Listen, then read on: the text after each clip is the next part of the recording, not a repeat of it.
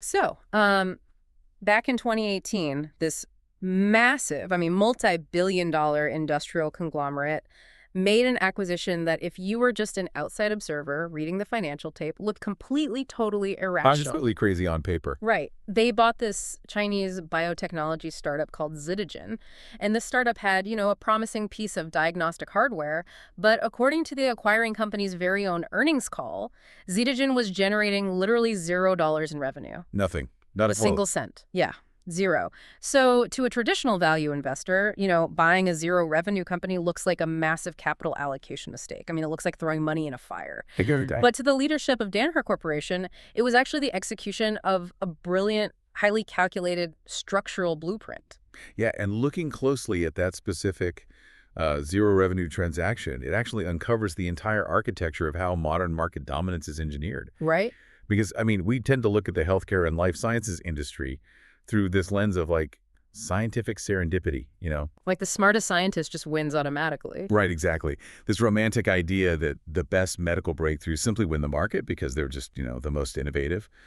But when you strip away all the management spin and really look at the underlying structural economics, the biggest leaps in this industry are, well, they're rarely about the biology alone. Hmm. They are entirely about the business models that fund, distribute, regulatory proof, and ultimately monetize that biology. And that is exactly our mission today. So for you listening, we are taking a deep dive into a massive, heavily detailed stack of sources. Mountain of paper, honestly. It really is. We've got SEC 10K filings, investor day presentations, earnings call transcripts, and competitive landscape analyses spanning a full decade. Right, from 2016 through early 2026. Exactly. The subject is Danaher Corporation. And we're going to trace this incredible, really deliberate evolution. We're looking at a company that started this timeline in 2016 as a roughly $16 billion, highly diversified industrial conglomerate. They were making everything. Yeah. They owned everything from municipal water quality testing systems to, product packaging and even dental equipment. Right, it was just a massive grab bag of industrial assets. But by 2026, they had aggressively sheared off all those industrial assets to become a $25+ billion pure-play titan in life sciences, biotechnology, and diagnostics. And that transformation, it really represents one of the most ruthless and, frankly, effective capital reallocation strategies in modern corporate history. Wow. So our goal today isn't just to, recite their financial wins. We want to conduct a comprehensive analysis of the competitive landscape they operate in. Right, the whole ecosystem. Yeah. We need to dissect the industry's history, the technological disruptions, the demand shocks, the shifts in the venture capital cycle, all of it.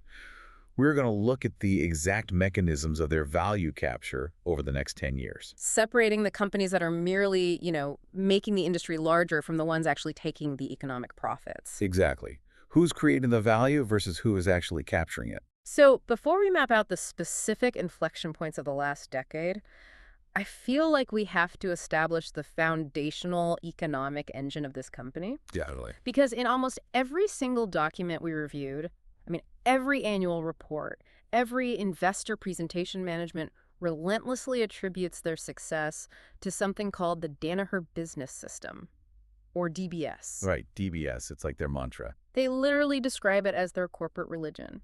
It's this set of lean management tools designed to drive continuous improvement.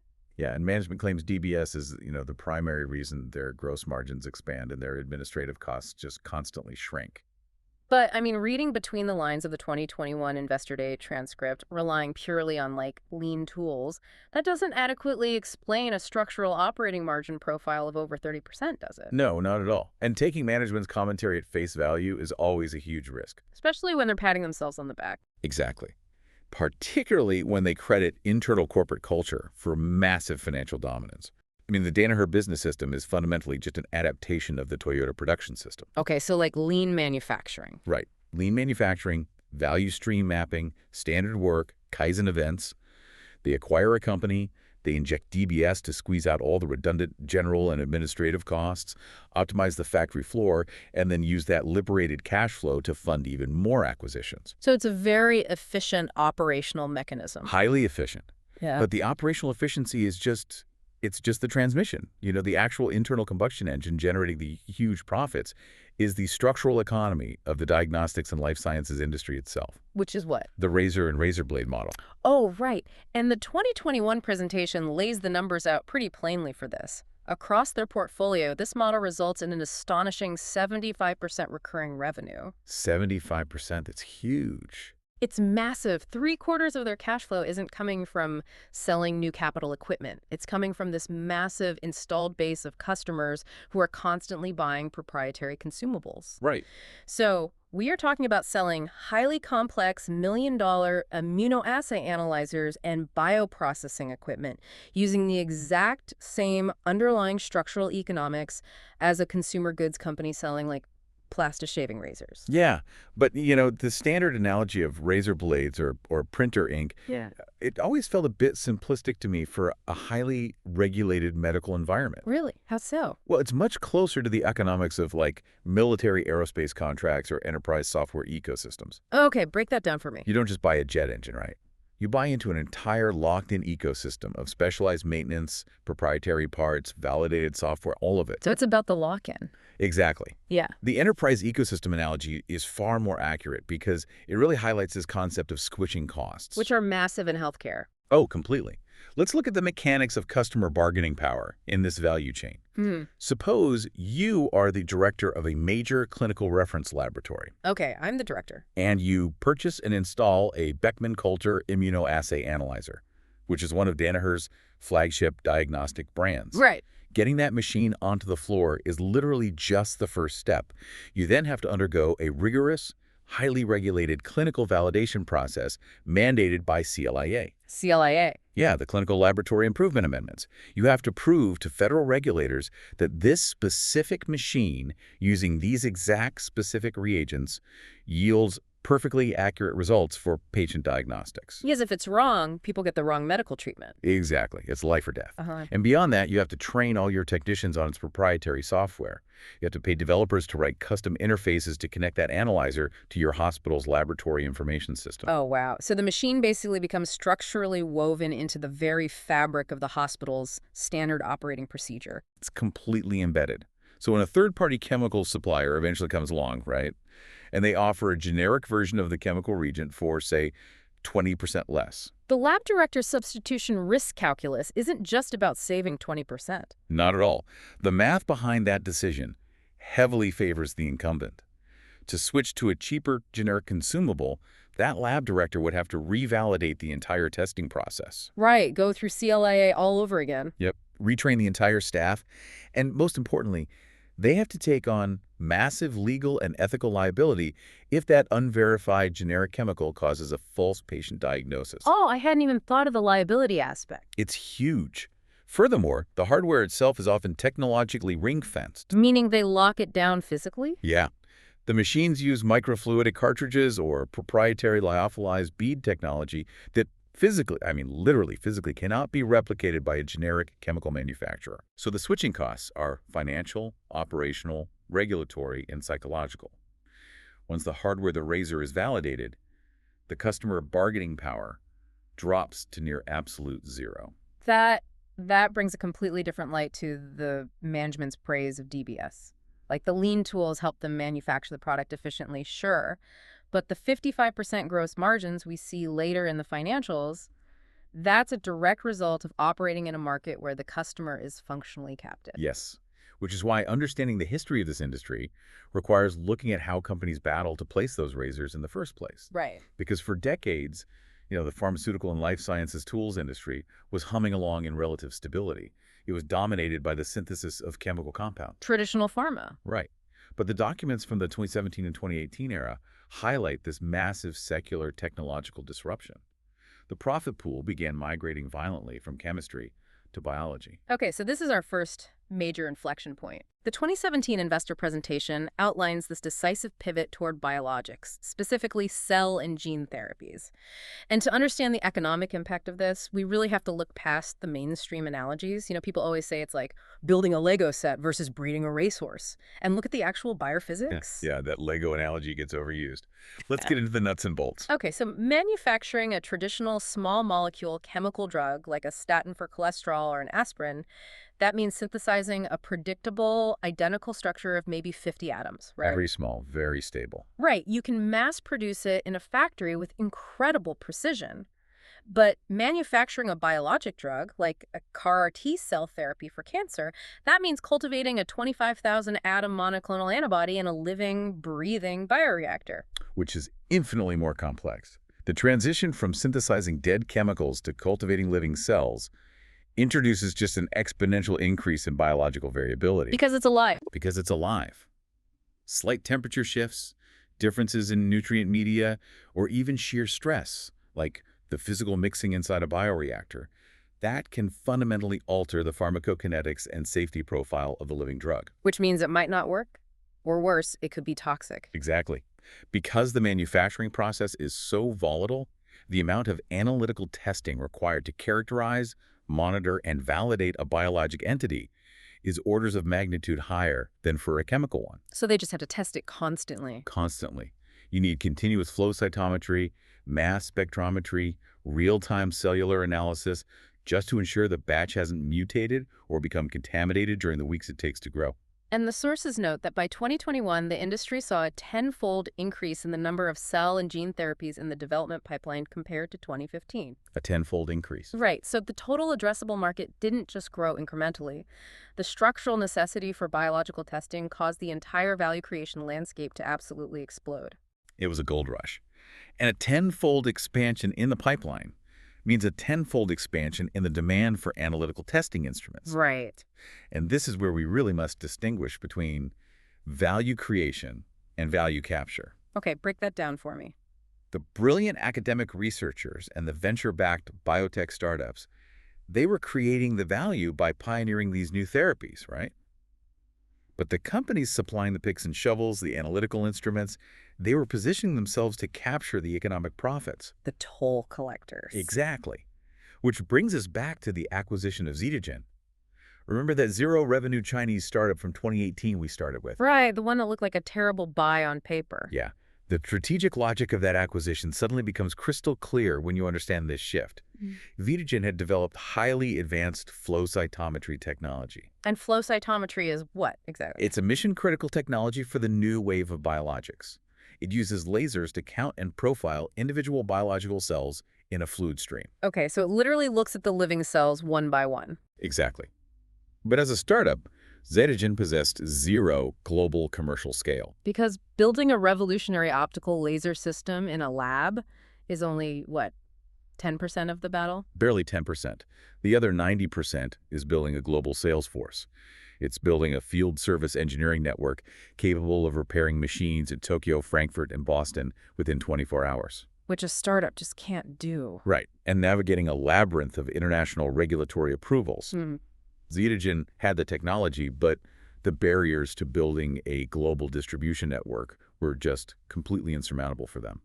So incumbents like Danaher use this dynamic to drive industry concentration. Yes, they acquire the innovative challenger, strip out all the redundant back-office operations using their DBS framework, Right, their lean tools. and then pump the new technological blade through their massive existing global network of installed razors. Wow. Okay, but I have to play devil's advocate here for a second. Go for it. If biology is incredibly complex and the total addressable market is experiencing this tenfold expansion, why doesn't that inherently invite a flood of new, agile tech startups to completely disrupt the incumbents? Like in software. Yeah, I mean, in the software industry, when a market expands that rapidly, nimble startups backed by massive venture capital routinely upend the legacy players. Sure. All the time. So why didn't a consortium of Silicon Valley-style hardware startups figure out how to bypass the big players and go directly to the hospitals and biopharma labs? That's a great question. In many adjacent industries, the threat of new entrants from well-funded startups is like the primary destabilizing force. Right. But the healthcare and life sciences sector Mm. has this hidden structural defense mechanism that fundamentally alters the competitive landscape. Okay, what is it? The answer to why the incumbents didn't get disrupted lies entirely in a shift in the regulatory environment. The regulators protected them. Accidentally, yes. There is a deeply revealing moment in a 2018 earnings call with Danaher's chief financial officer at the time, Dan Comas. An analyst asked him about the changing regulatory landscape for medical diagnostics in the United States and Europe. Oh, I remember this from the notes. The CFO points out that the timeline for getting new, complex diagnostic products approved by the FDA and by foreign equivalents, like the CE mark process in Europe, had ballooned dramatically. It exploded. Yeah, it went from an average of an 18-month process to a 4-year process. Right. Because the regulators who were grappling with the sheer complexity of these new biological and genomic tests significantly raised the evidentiary burden for clinical safety and efficacy. Which makes sense from a patient safety standpoint. Oh, absolutely. But the second-order effects of that regulatory shift are profound because they completely rewrote the math of the venture capital cycle. How so? Well, venture capitalists, the entities that fund challenger startups, they operate on strict internal rate of return, or IRR, models. Right. They need to see a return on the specific timeline. Exactly. They need to deploy capital into a startup, fund the prototype, navigate the clinical trials, and achieve an exit, either an IPO or getting acquired within a specific time horizon to satisfy their own limited partners. So if the regulatory approval timeline stretches from 18 months to 4 years... The startup's burn rate becomes fatal. Oh, wow. A startup with 50 brilliant PhDs has to pay those salaries, maintain expensive laboratory space, and fund massive clinical trials for 4 years with absolutely zero revenue coming in. Because they can't sell anything until it's approved. Precisely. The IRR math breaks down completely. The venture capitalists look at the timeline and they just pull back, effectively starving the nimble challengers of the capital they need to survive the regulatory desert. So the regulatory burden, which was implemented entirely to ensure patient safety, inadvertently functioned as a massive, impenetrable economic moat protecting the massive incumbents. Yes.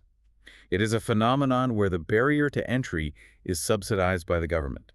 Startups fail, not because their underlying science is flawed, but because their balance sheets are structurally incapable of surviving the timeline. That is fascinating. Meanwhile, the massive incumbents who are sitting on billions in free cash flow generated from their existing 75% recurring revenue streams. They can wait it out. Yeah, they can easily afford to fund a 4-year R&D cycle. And the CFO actually admitted on the call that while the elongated timeline was frustrating from a product launch perspective, it actively made the big players stronger by artificially suppressing competition. Let me refine an analogy here. For you listening, it's as if you own the only highly lucrative toll road connecting 2 major cities. I like this. You've already laid the asphalt, you're collecting tolls, and your cash flow is just phenomenal. Right.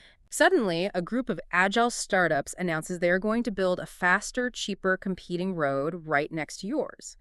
But right before they break ground, the government changes the zoning laws, requiring a new 4-year environmental impact study that costs tens of millions of dollars. And the startups go bankrupt waiting for the permits. Exactly. But your road is already built, already validated, and already collecting tolls.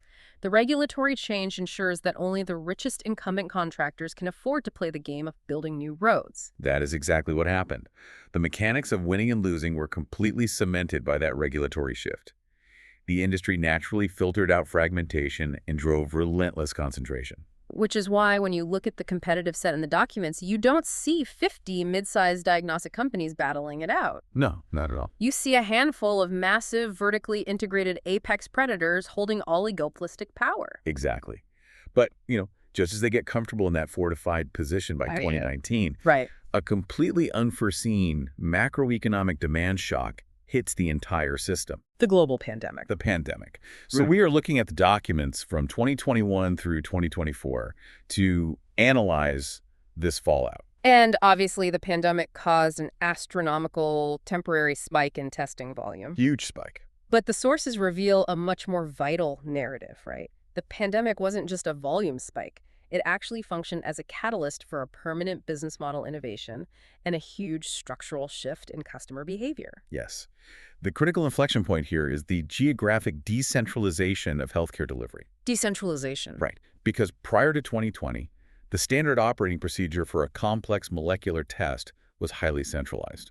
So a clinician would draw a patient's sample at a local clinic, put it on a courier truck, Yep, and ship it to a massive centralized reference laboratory. Think of massive factory-like facilities run by companies like Quest or LabCorp. and the patient would wait 3 to 5 days for a result. Exactly. But the sheer volume and urgency of the pandemic caused that centralized bottleneck to fail completely. The infrastructure just cracked under the weight. Care had to migrate immediately from the central hospital to the point of care. Yes, the local urgent care center, the pharmacy, the community clinic. And the customer behavior changed permanently alongside it. I mean, the 2024 investor presentation explicitly highlights that the molecular diagnostics market grew 2.5 times in value from 2019 to 2023. 2.5 times. Yeah.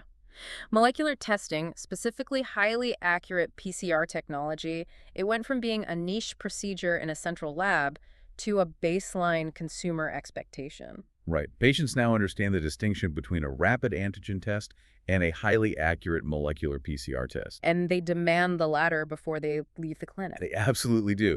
And colliding with this permanent shift in patient expectation is a severe structural macroeconomic force on the supply side. Labor shortages. Chronic labor shortages. The documentation highlights that over 15% of clinical laboratory roles are currently unfilled in the United States. It's a massive gap. It is.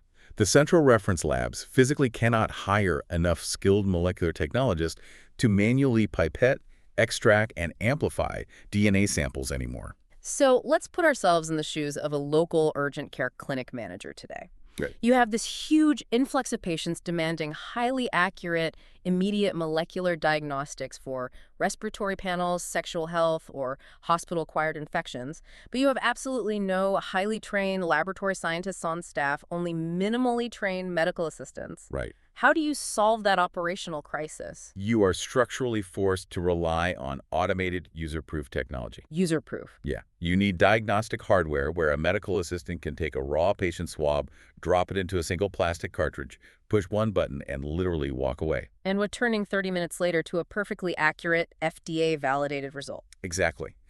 This dynamic represents a massive expansion of the profit pool at the point of care, and it's exactly where Danaher's specific portfolio positioning paid off exponentially. Let's look at their acquisition of Cepheid in 2016. Oh, Cepheid is arguably the star of the 2021 and 2024 presentations. They manufacture the GenExpert system, right?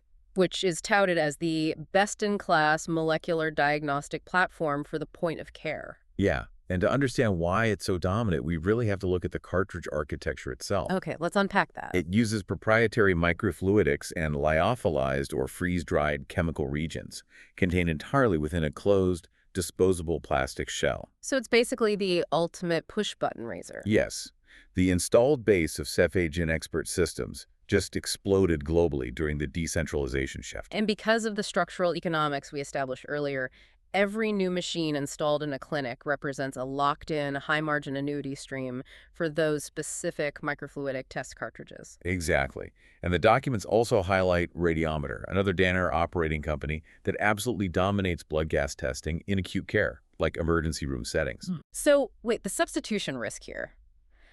The risk that these clinics will abandon their point-of-care machines and revert back to the old, cheaper method of sending samples to central reference labs, that seems incredibly low. The substitution risk is functionally non-existent. Really? Why? Because you cannot unring the bell of immediate patient gratification. Patients won't wait 3 days anymore, and more importantly, the labor shortage is secular, not cyclical. Meaning it's not bouncing back anytime soon? Right. The centralized labs simply do not have the human capital to absorb the volume, even if the clinics wanted to send it back. Wow. The decentralization of diagnostics represents a permanent, structural shift in the value chain. It captures economic profits at the immediate point of patient interaction. So because they structurally captured that decentralized urgent care market and maintained their hold on the complex bioprocessing market we talked about earlier, looking at their 2025 and early 2026 balance sheets reveals a highly distinct financial anatomy. Very distinct. How do these historical moats and pandemic-driven behavioral shifts actually manifest in the current structural economics of a $25 billion entity? I feel like it is time for a reality check on the data. Let's do it. Breaking down the 2025 and 2026 financial metrics reveals the fingerprint of the razor-razor blade model operating at peak efficiency. Right. their structural gross margins are stabilizing at roughly 55%. 55% gross margins in hardware and physical goods? That's wild. It indicates incredible pricing power and highly favorable supplier and customer bargaining dynamics. But perhaps the most critical metric is their free cash flow conversion. Which constantly tracks above 100% of net income, right? Yes, consistently above 100%. Okay, for you listening, let's explain why that specific metric matters so much. A company reporting high net income on an income statement is great, but net income is an accounting construct subject to depreciation and amortization, right? Exactly, it's paper profit. But generating free cash flow greater than 100% of net income means the business is incredibly efficient at turning those accounting profits into actual liquid cash in the bank. Hard cash. Cash that can be immediately deployed for capital allocation. Furthermore, their net debt to adjusted EBITDA ratio sits at a very manageable 2.0 times. Meaning they aren't over-leveraged despite aggressive growth. Right. And their core revenue growth, stripping out all the pandemic anomalies, has returned to a sustainable mid-single-digit trajectory of 3 to 6%. But analyzing the 2025 data also requires observing the portfolio evolution. The most striking element is what has been removed. Oh, right. Danaher completely divested its environmental and applied solutions segment. Entirely. This included the municipal water quality and industrial product identification businesses. So by the 2024-2025 timeframe, these were spun off into an entirely separate public company called Veralto. Yep.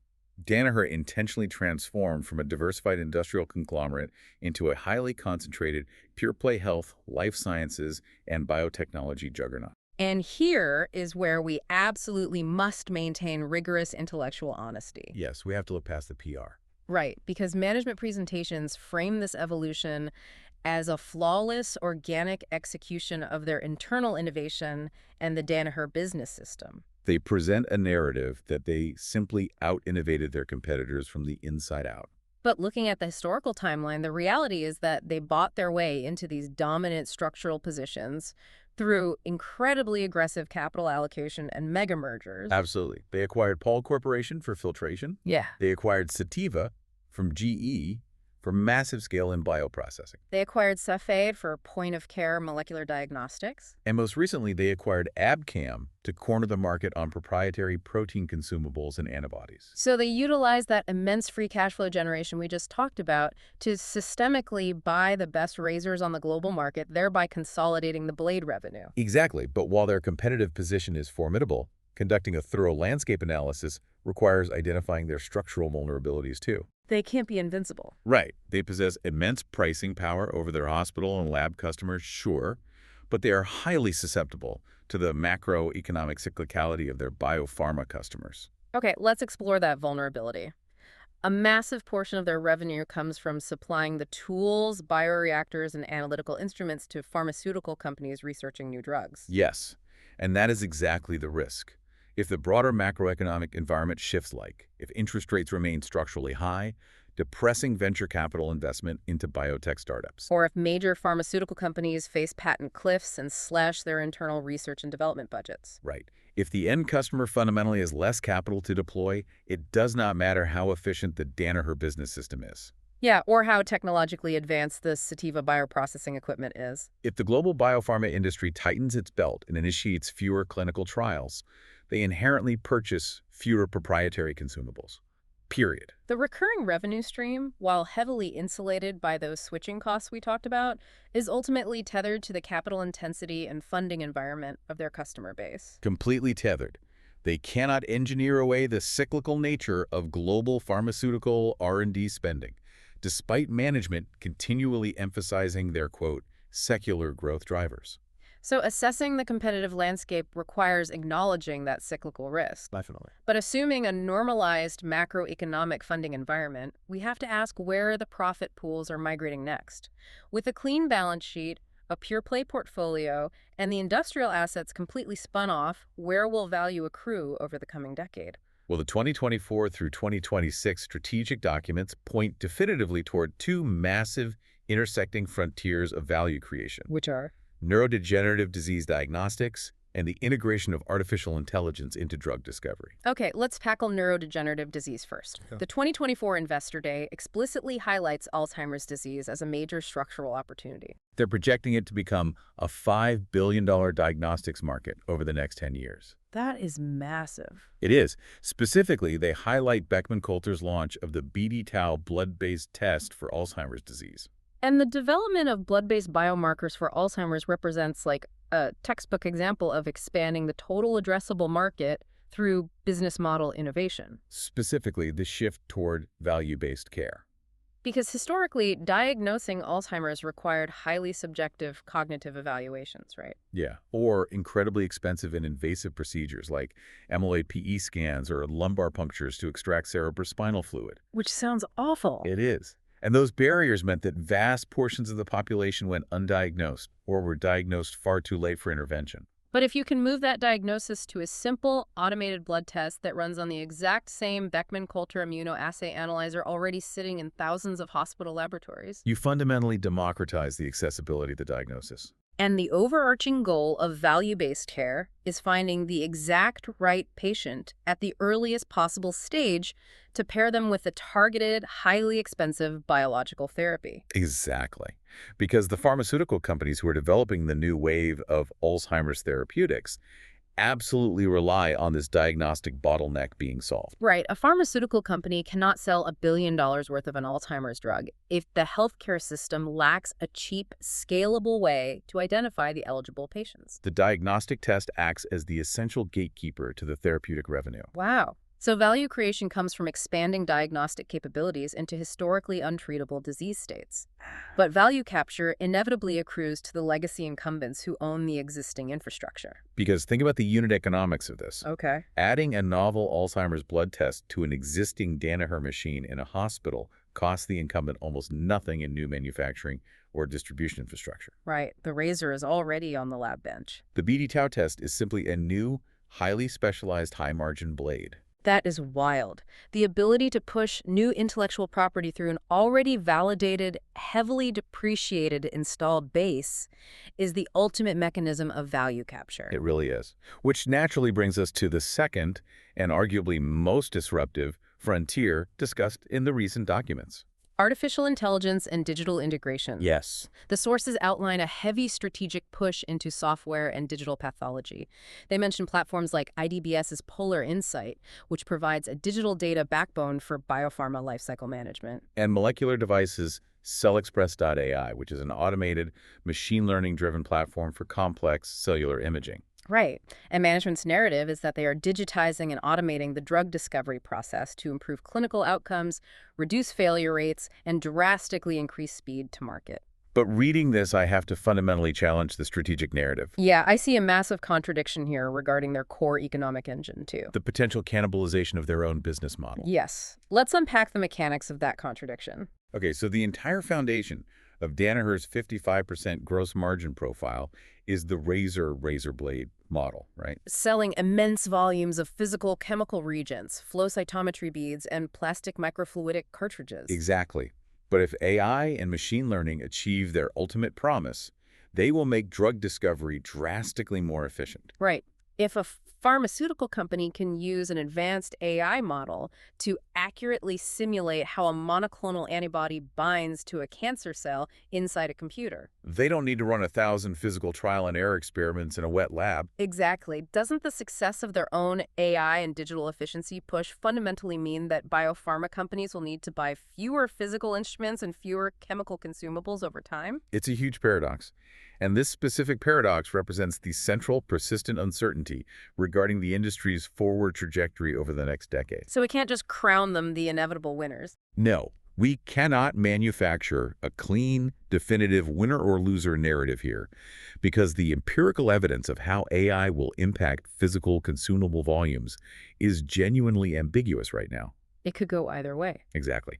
The structural outcome depends entirely on two competing variables. We can outline them as Scenario A and Scenario B. Let's walk through Scenario A, the cannibalization outcome. Under Scenario A, generative AI and digital simulation models become so extraordinarily precise that in silico testing, meaning testing on a computer, replaces in vitro physical testing. Yeah. If regulatory bodies like the FDA eventually decide that a complex computer simulation is sufficient proof of a drug's safety and toxicity profile, the demand for physical biological validation plummets. And in this scenario, Danaher's physical consumable volumes crater. Completely. Their historical competitive advantage, the massive installed base of physical analyzers, is invalidated. And the profit pool shifts dramatically away from the hardware incumbents. Right, and it gets captured by pure-play tech and AI companies from adjacent industries, like Alphabet or specialized Silicon Valley computational biology startups. Wow. But the documents in the industry landscape suggest Scenario B is the current working model for the incumbents. So how does Scenario B protect the razor blade economy? Well, Scenario B operates on the premise that AI vastly increases the sheer volume of viable drug candidates at the very top of the discovery funnel. Okay, some more leads. Exactly. Historically, a pharmaceutical company might identify 100 potential molecules to investigate. Mm. If an AI system acts as a massive funnel widener and suggests 10,000 highly probable new molecular structures, It accelerates discovery. yes. However, the critical condition here is the regulatory environment. Hmm. Currently, the FDA and global regulators still mandate that before a drug goes into a human being, it must be physically synthesized, biologically characterized, and rigorously tested in the real world. So in Scenario B, the AI doesn't replace the physical testing. It actually creates a massive downstream bottleneck.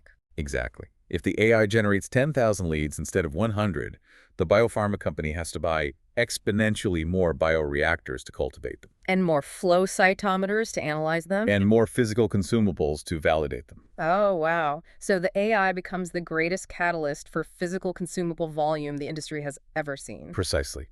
The condition that would invalidate Danaher's winning narrative over the next 10 years is if the regulatory mandate for real-world biological testing is abolished in favor of pure digital simulation. But as long as the scientific method and regulatory frameworks demand physical proof of biological safety, the incumbents who own the testing infrastructure remain the ultimate toll collectors on the road to pharmaceutical innovation. Yes, they hold the keys. So bringing this entire landscape analysis together for you listening, we have mapped out an incredibly deliberate structural evolution.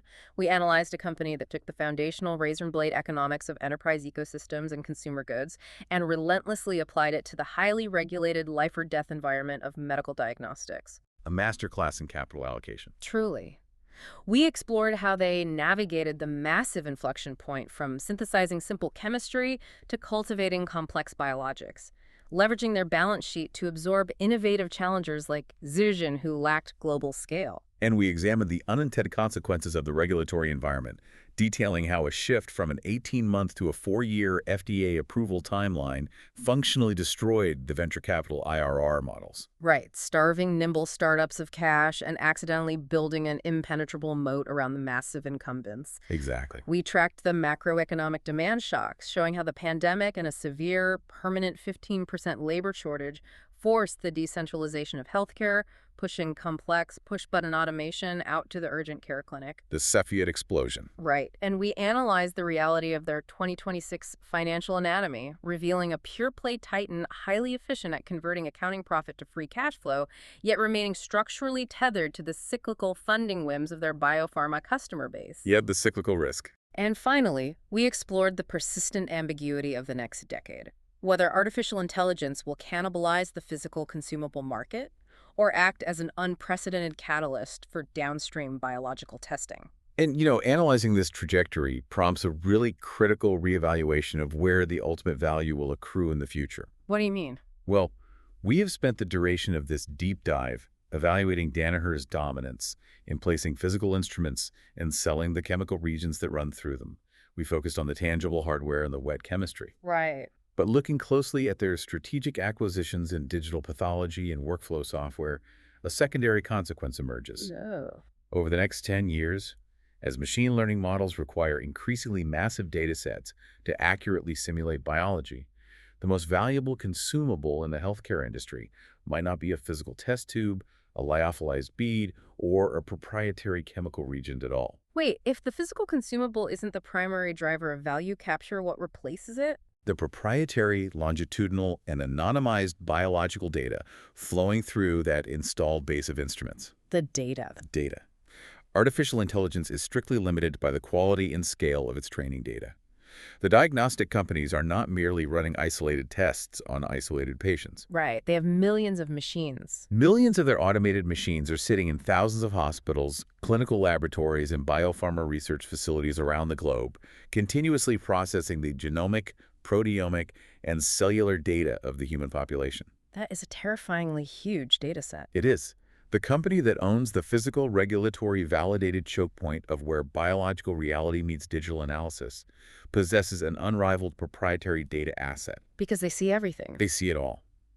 If the future of value creation in medicine truly lies in AI simulation, the entities that control the physical hardware harvesting the training data may hold the ultimate structural monopoly. The instrument on the laboratory bench is no longer just processing a diagnostic result for a single patient today. It is quietly harvesting the structural data required to train the algorithms that will dictate the medicine of tomorrow. Exactly. That is an absolute paradigm shift in how we understand value capture in the life sciences. It changes everything. Well, thank you for joining us on this comprehensive analysis. For you listening, continue to question the structural economic forces operating behind the headlines, look closely past the management buzzwords, and remember that the architecture of modern medical breakthroughs relies just as heavily on the engineering of a resilient business model as it does on the science inside the petri dish.